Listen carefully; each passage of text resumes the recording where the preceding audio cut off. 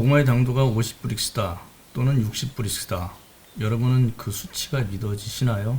도대체 얼마나 달면 당도가 50브릭스, 60브릭스가 나올까요? 이게 믿겨지시는지요? 오늘은 그 당도, 고구마 당도의 비밀에 대해서 이야기해 보겠습니다. 그 농촌진흥청에서 우리 흔히 신품종 소개할 때 당도에 대해서 얘기하잖아요. 뭐 몇 브릭스, 몇 브릭스 이렇게 하는데 그거에 대해서 이상하다라고도 혹시 느껴보신 적은 없으신가요? 그 지금 표를 한번 좀 보시면 여기 표에 보면 이제 호감미하고 율미 두 개 있는데 사실은 이제 호감미를 만들어냈을 때 신품종으로 이때 이제 발표한 자료 중에 하나입니다. 그 다른 거는 뭐 오늘 논의로 하고요. 일단 뭐 당도하고 유리당 뭐 이런 것만 가지고 얘기를 좀 해볼게요. 당도는 찐고구마로 보통 내더라고요. 왜 그런지는 잘 모르겠습니다만 조기 재배는 29.7 브릭스, 보통기 재배는 32.2 브릭스, 호감미 경우입니다. 율미는 조기 재배의 경우 26.8 브릭스, 보통기 재배는 30.5 브릭스입니다. 그런데 이거는 좀 우스운 거는 생고구마의 당도는 안 나와 있어요. 그건 사실은 재지지가 않아요. 생고구마는 당도로 안 하거든요. 근데 생고구마 당도가 안 나와 있으니 우리는 먹는 건 사실 생고구마를 먹지는 않으니까 이거는 맞는다고 치지요. 그러면 우리가 흔히 그 포도나 멜론 같은 걸 보면 고구마보다 달잖아요. 포도가. 근데 걔네가 포도는 맛있는 게 16에서 18브릭스예요. 멜론이 다른 것이 한 16브릭스, 16브릭스. 이 정도는 굉장히 A급이죠. 좋다고들 하죠. 그러면 야, 이게 30브릭스가 넘는데 이게 과연 맞을까요? 31브릭스 이렇게 나오는데 이게 그러니까 더 달콤하게 느껴지느냐 이거죠. 그러니까 포도에 2배가 넘는 건데 이게 사실 달게 느껴지는지 이것들 한번 의심해 보신 적은 없나 한번 질문해 봅니다. 여러분이 잘 아시는 그 꿀고구마 있죠? 일본의 베니아르카는 품종이죠. 그 일본에서 테스트한 걸 보면 얘네는 뭐 50도에서 60도, 50에서 60브릭스까지 해요. 그게 맞는 건지. 이렇게 뭐 우리가 느껴지는 맛의 느낌하고 기계가 인정하는 당도? 맛? 이게 뭐 달라서야 좀 의심해 볼 필요가 있죠. 약간 다소 차이가 있으니까. 그래서 오늘은 그 얘기를 좀 해보려고 합니다. 당도라고 하는 것은 그 자당, 즉 설탕 양을 표시하는 거예요. 원래. 그러니까 우리가 설탕을 달다고 하지는 않잖아요. 달다고는 하죠. 맛있다고는 안 하잖아요. 그러니까 당도하고 맛은 실제로 좀 차이가 있을 수가 있어요.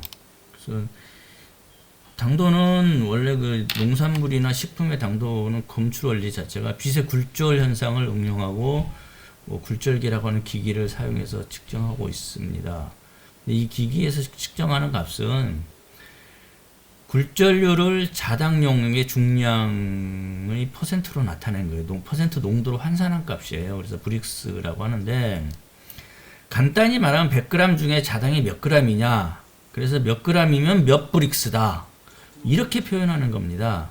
그래서 굴절률이 나타내는 것은 당뿐 아니고 안에 있는 녹아있는 용액 자체, 그 다른 그 수용성이죠. 이제 물에 녹는 고용분들 이런 것까지 같이 다 나타내요. 그래서 중요한 것은 그 안에 들어있는 자당, 설탕. 자당이 설탕이거든요.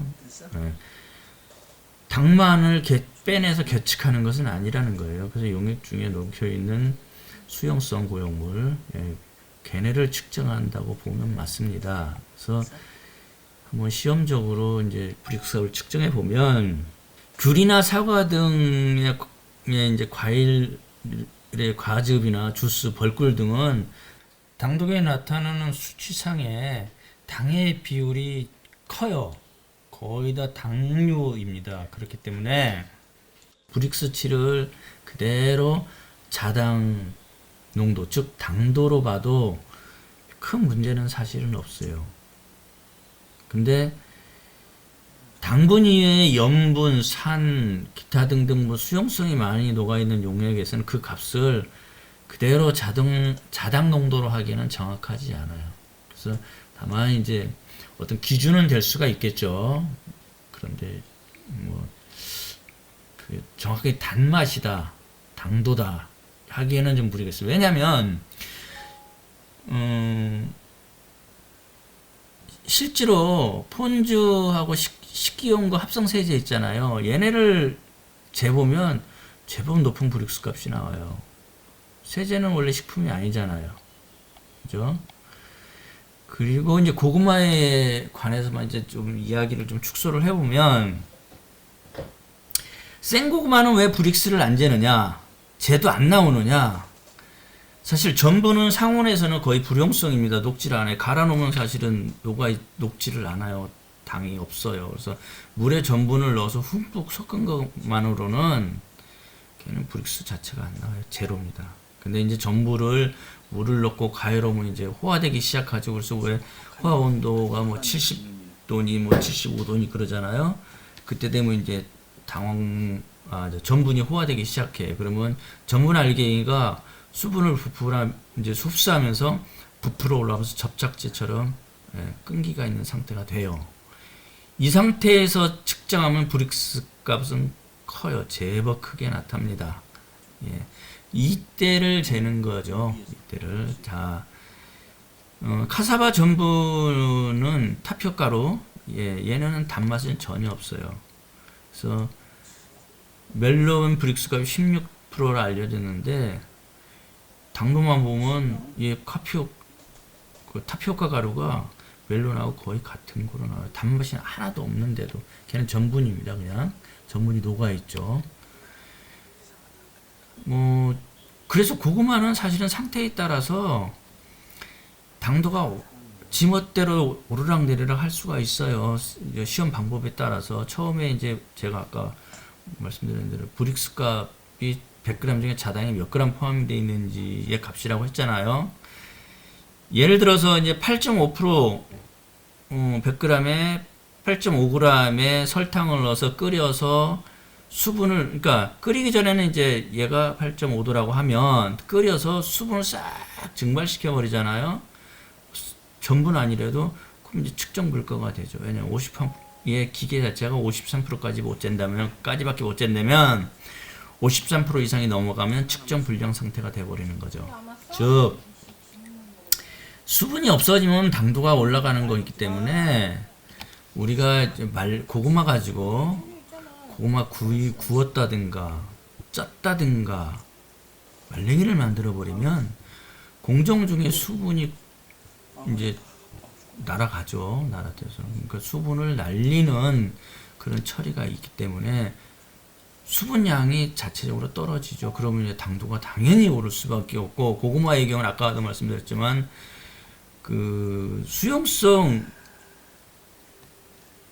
75도 이하, 그러니까 차가울 때는 불용성인 것들이 또 뜨거워지면 수용성에 대해서 녹아 들어가 있게 돼요.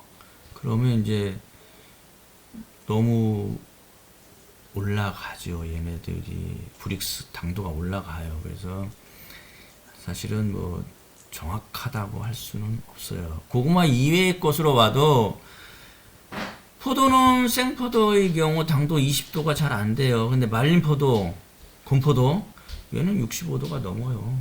얘는 65도가 넘습니다. 그 얘기는 테스트 방법에 따라 틀리죠. 그러니까 우리가 흔히 고구마가 몇 브릭스다 그러면 그건 생고구마가 아니고 찐고구마의 브릭스예요. 그러니까 그 사실은 먹기는 우리가 찐고구마나 군고구마를 먹기는 해도 이해를 사실은 잘해야 된다는 얘기예요. 근데 뭐 꼭 여기까지 와서 내가 뭐 그러냐 그러면 당도는 그냥 지표로 삼아야 되는 것이지 왜 달어 안 달어 이런 당도 브릭스만큼 나와 안 나와 이런 오해를 하면 안 된다는 겁니다. 그냥 기준으로 삼아 이 정도가 나오는 고구마라고 하면 되죠. 그리고 왜 그러냐면 고구마는 당 이외에 수용성 성분이 많아요. 특히 과일을 하면 전분도 수용성이죠. 그래서 측정 대상이 돼 버려요. 그래서 구운 것과 말린 것의 당도는 그 사이에 수분이 얼마만큼 날아가느냐에 따라 너무 달라질 수가 있어요. 그래서 최근에 또 달콤하다, 맛있다라는 거는 약간의 사람마다 차이가 있다는 거죠. 주관적인 것이지 객관화될 수 있는 것은 아닙니다. 제가 쉽게 좀 더 얘기를 드리면